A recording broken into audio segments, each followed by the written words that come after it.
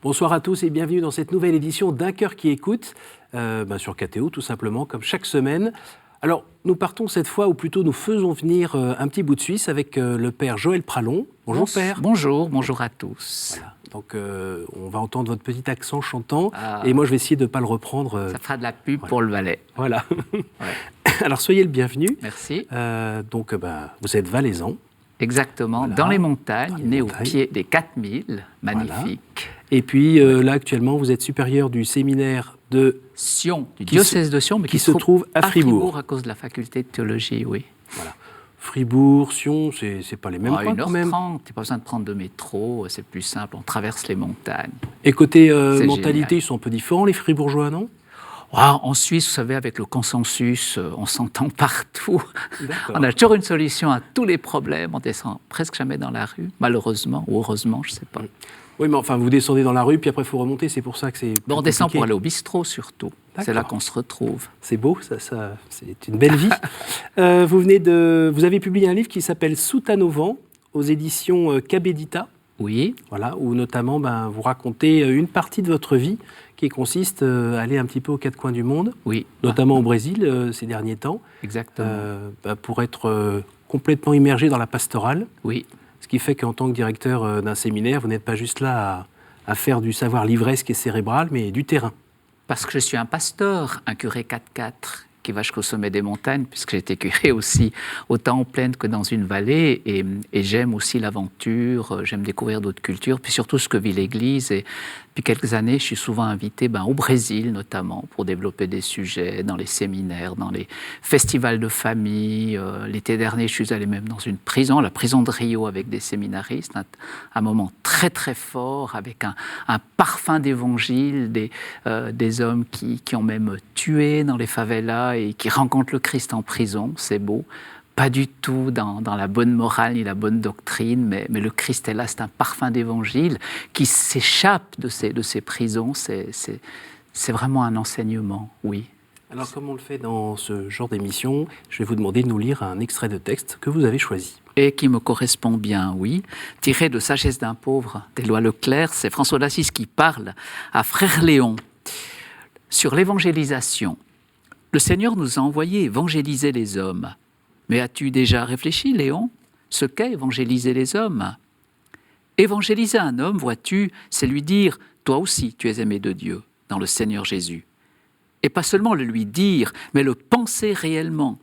Et pas seulement le penser, mais se comporter avec cet homme de telle manière qu'il sente et découvre qu'il y a en lui quelque chose de sauvé, quelque chose de plus grand et de plus noble de ce qu'il pensait, et qu'il s'éveille ainsi à une nouvelle conscience de soi.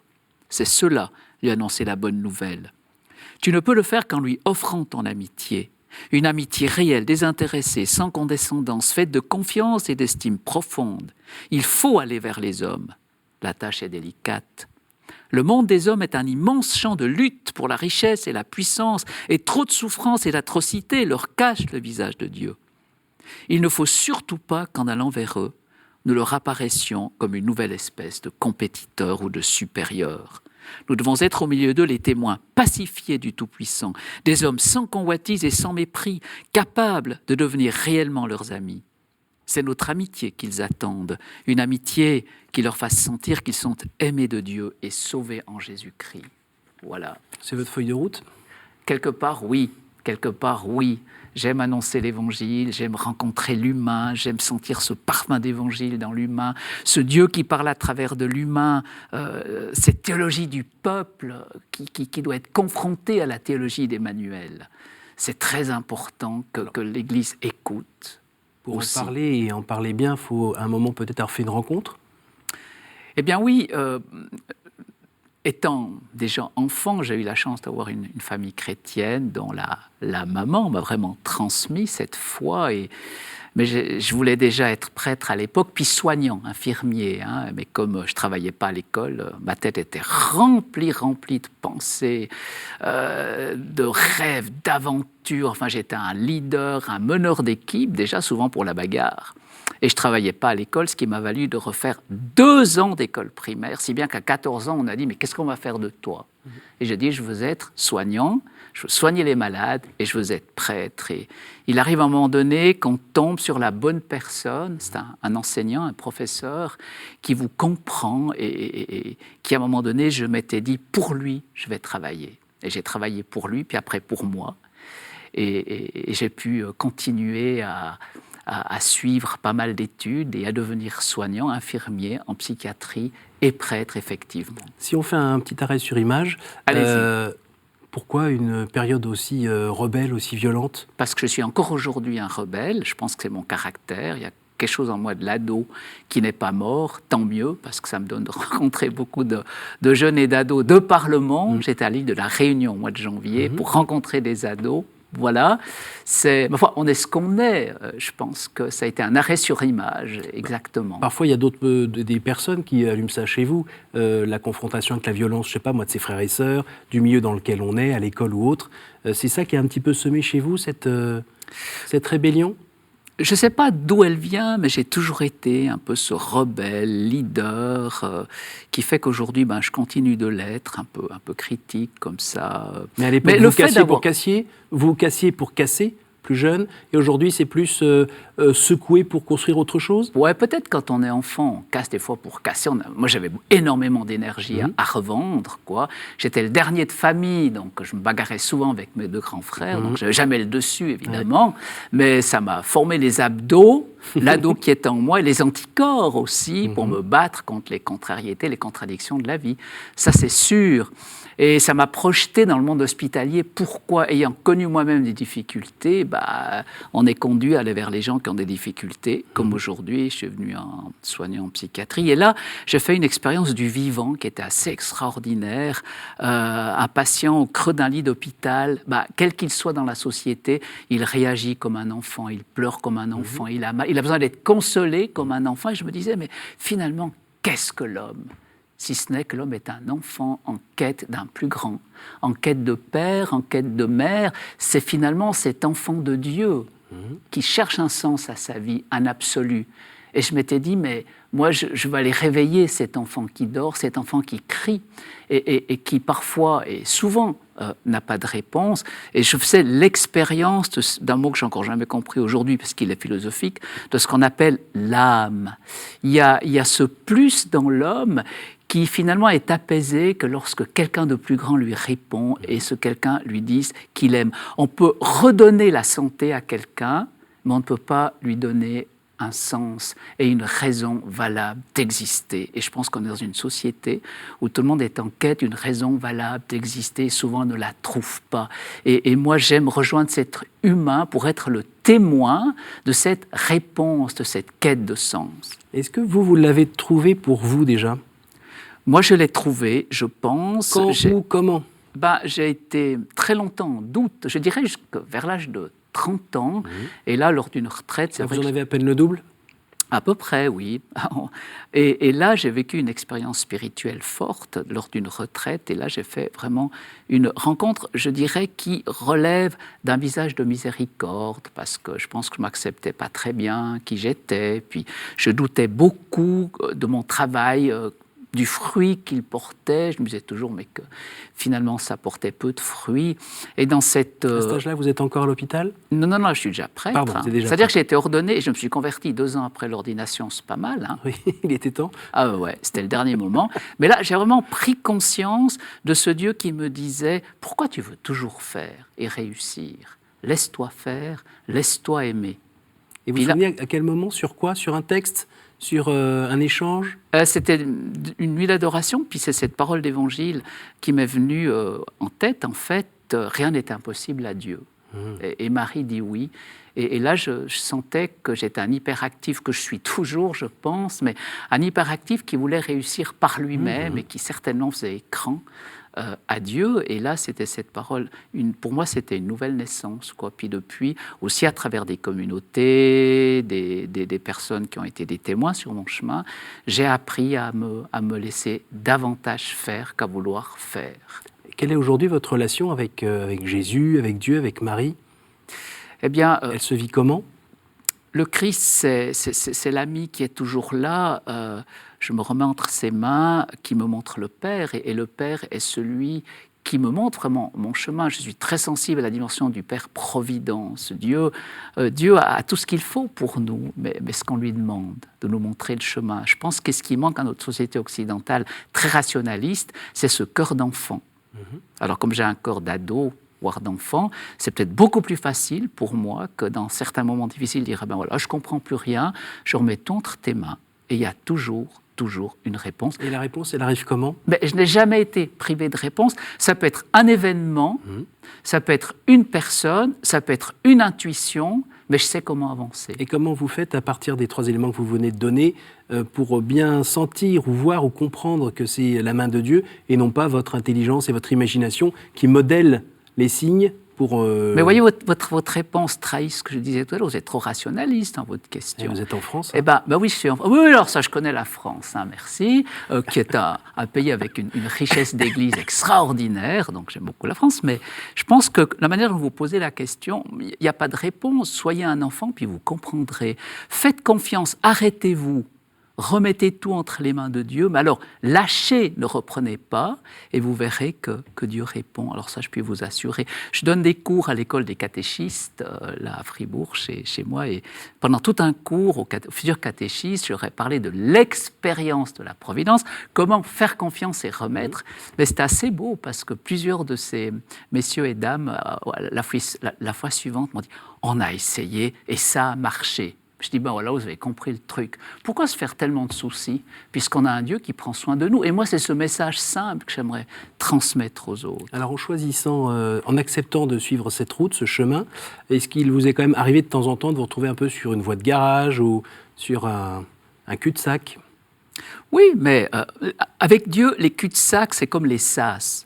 On est soudainement complètement enfermé, on étouffe, mais le sas s'ouvre toujours sur autre chose. Donc avec Dieu, on est des fois dans des sas, on étouffe, on ne sait plus où on en est, puis paf, ça s'ouvre sur autre chose. Donc maintenant que vous le savez, quand il y a encore un sas dans lequel vous vous trouvez, vous attendez calmement que ça débouche. Pas toujours. Je pense que cette dimension d'abandon si chère à Sainte Thérèse de l'Enfant Jésus, moi j'ai beaucoup puisé chez elle, ou le petit Marcel Vannes, hein, qui est son disciple, j'ai beaucoup creusé chez ses modèles.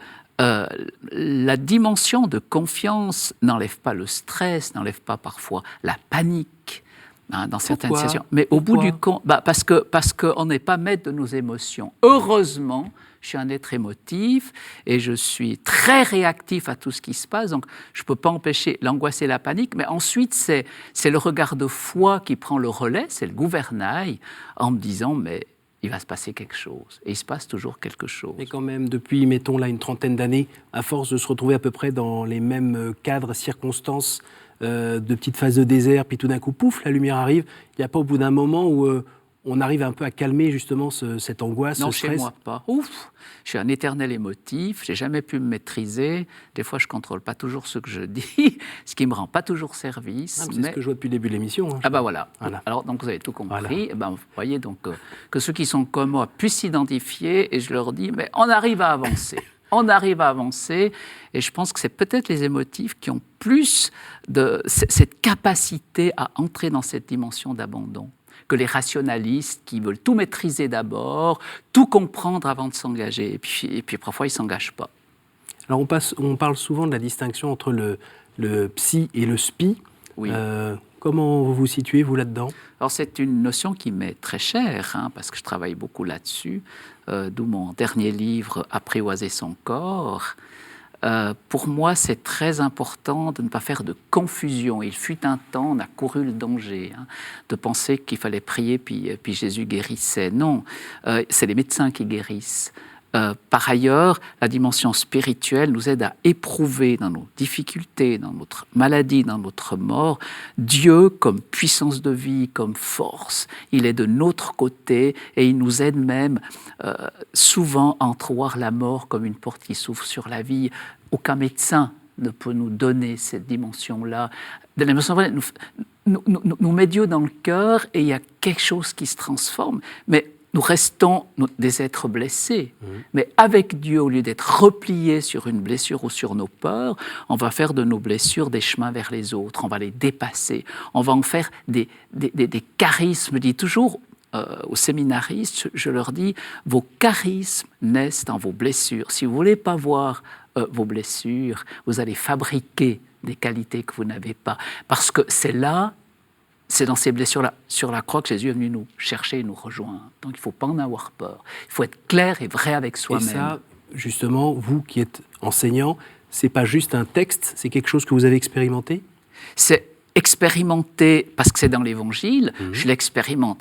Pour moi, ça c'est évident, mais quand je vais dans les prisons du Brésil ou dans d'autres situations, nous avions un grand colloque à Paris samedi passé sur l'homosexualité, donc c'était un colloque organisé par l'Église, mais c'était extraordinaire, j'ai côtoyé beaucoup de gens qui avaient de la misère avec ça, des peurs, des blessures, qui n'étaient peut-être pas toujours dans la doctrine, mais là aussi j'y ai senti un parfum d'évangile, et au bout du compte, Dieu reconnaîtra les siens.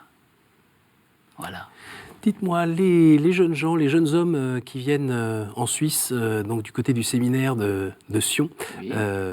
Pour donner leur vie à Dieu, ils ressemblent à quoi aujourd'hui ? C'est des héros. Il faut être fou. C'est ce que disait le curé d'Ars. Il faut avoir complètement perdu la tête pour devenir prêtre. Dans un monde d'aujourd'hui, il faut être complètement fou. Fou de croire en Dieu, fou de croire que l'Église est en train de se reconstruire, fou de croire qu'on possède entre nos mains une bombe à construction massive que sont les évangiles. Il faut être fou. Ils sont fous, ces séminaristes, mais ça me touche tellement de les voir arriver à cause de cette folie qui va à contre-courant de tout ce qu'on entend aujourd'hui. Ça nourrit votre espérance ? Ça nourrit mon espérance et surtout ça me dit qu'à travers eux, le Christ est agissant parce que nos séminaires, on les fermerait. Évidemment, s'il n'y avait pas l'action de Dieu, s'il n'y avait pas ces complètement follow pour venir pousser la porte du séminaire. Et ils me rendent moi de plus en plus fou aussi parce que je suis avec eux et ça me pousse à aller jusqu'au bout du monde pour partager cette folie qui est finalement sagesse de Dieu et réponse à la quête de sens.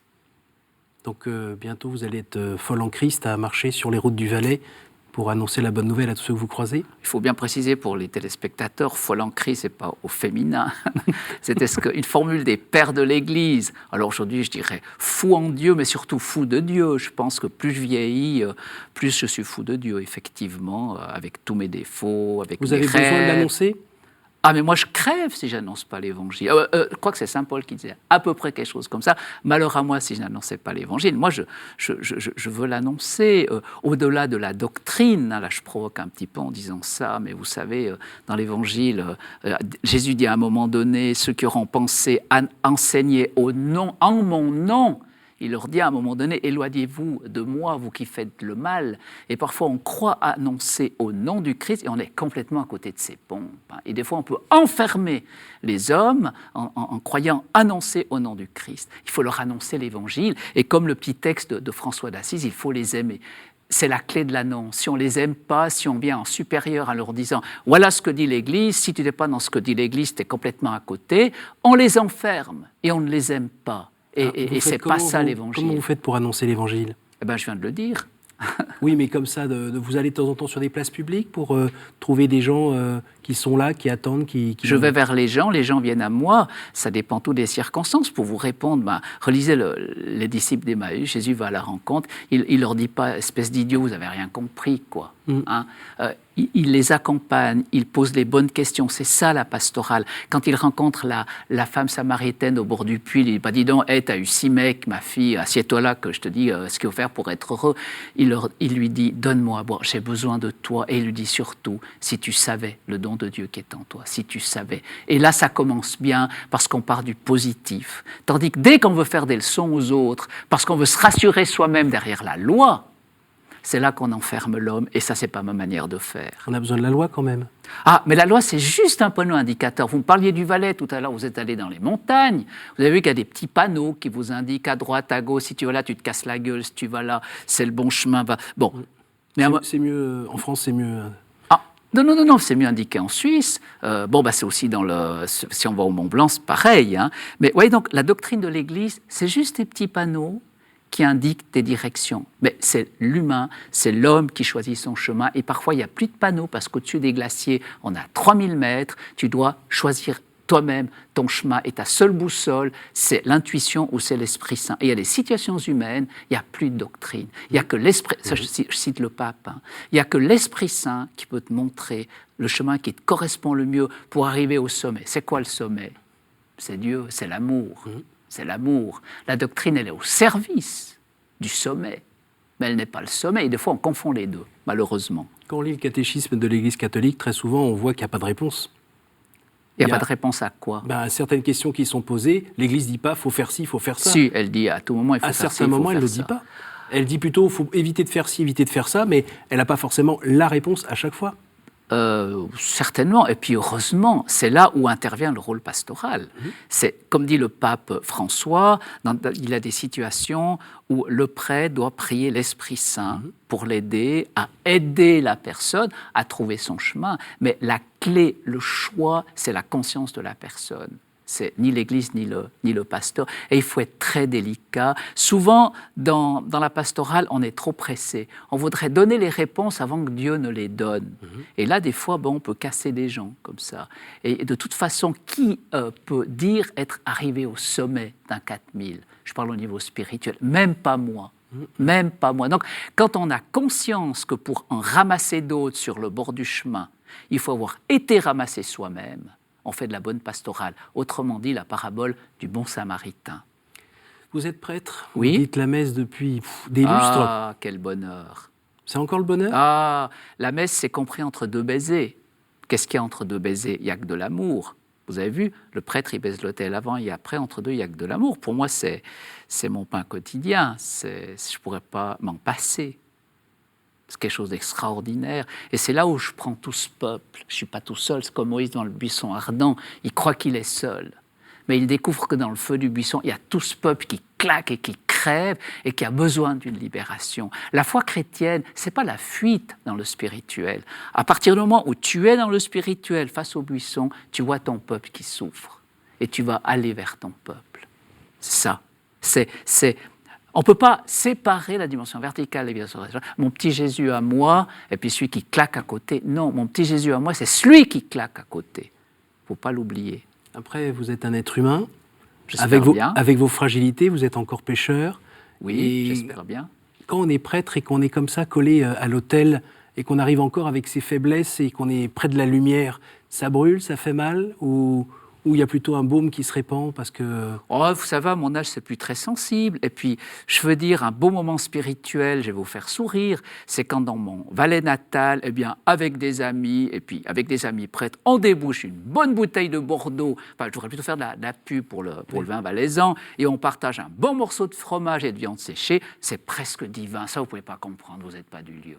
Ce que je veux dire par là, c'est que l'amitié, c'est aussi important dans la spiritualité. Je goûte. Goûtez. Je goûte ce que vous dites. Oui, mais venez en Valais parce que c'est beau. Une invitation à venir skier. Absolument. Est-ce que vous pouvez nous dire votre espérance pour justement ce Valais, votre région ? L'espérance est pour toute l'Église. C'est que la crise que nous traversons, à mon avis, elle est bénéfique parce qu'elle fait sortir tout ce qui ne va pas. Mais alors, paf, en un moment, je veux dire, c'est à la raclette, hein, raclette sur raclette, ça vous indigeste, mais au moins, elle va trouver en elle-même, puisque le fondement c'est le Christ, les ressources pour retrouver, je dirais, la beauté de ce message des évangiles, avec moins de flonflon, avec quelque chose de plus vrai, de plus authentique chez les personnes qui le proclamaient. Et oui, je pose cette espérance pour les jeunes qui aujourd'hui se préparent au sacerdoce. Je pense que l'Église sera belle, vraiment, et elle annoncera vraiment ce qui tient encore du pape François, ce message de miséricorde qui conduit à la vérité. Nous arrivons à la fin de l'émission. Je vais vous demander de tirer une carte et de nous lire la question qui est dessus. Quelle est votre prière préférée ? Ma prière préférée, c'est simplement de dire et de le redire tout en cheminant dans les rues de Paris ou sur les petits chemins de nos montagnes. Jésus, je t'aime. Comme une prière du cœur. Encore une ? Oui. Aïe, aïe, aïe. Ça va être forcément 3. Hein. Aïe, aïe, aïe. Quel conseil donneriez-vous à quelqu'un qui vous dirait « J'ai envie de rencontrer Dieu, par quoi dois-je commencer ?»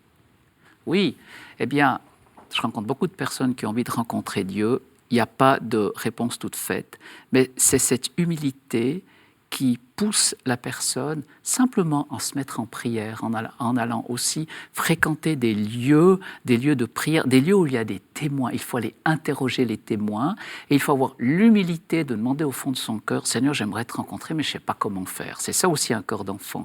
Viens te révéler à moi. Le petit dernier. Un petit dernier pour la route, parce que j'ai mon train qui m'attend là. Quelle est pour vous la plus grande des vertus? Ça dépend si c'est la vertu ou le ver qui tue. Hein. la vertu. La plus grande vertu, mais mon Dieu, la plus grande vertu que je n'ai pas et que j'essaye de travailler, qui me rend difficilement, c'est la prudence. Parce que j'ai des fois l'enthousiasme qui dépasse l'entendement. Alors des fois, c'est vrai, en étant fonceur, je me casse souvent les dents, mais bon, c'est pas grave, je me relève et je recommence de plus belle qu'avant. Je dis, Seigneur, donne-moi la prudence, mets une garde à mes lèvres et un frein à ma langue. C'est beau, hein, c'est un psaume. Voilà. Merci beaucoup, Père. Mais avec plaisir. Merci beaucoup d'avoir traversé la France pour venir nous partager là vraiment le feu qui vous anime. Merci à vous tous pour votre fidélité. Alors évidemment, le Père Pralon, il sort à peu près un livre par an ou tous les 6 mois, donc n'hésitez pas à aller voir tous les bons livres qui sont sortis. Si vous voulez revoir cette émission, nous avons un site www.ktotv.com. N'hésitez pas à partager ce bon plan autour de vous. Bonne soirée et à la semaine prochaine.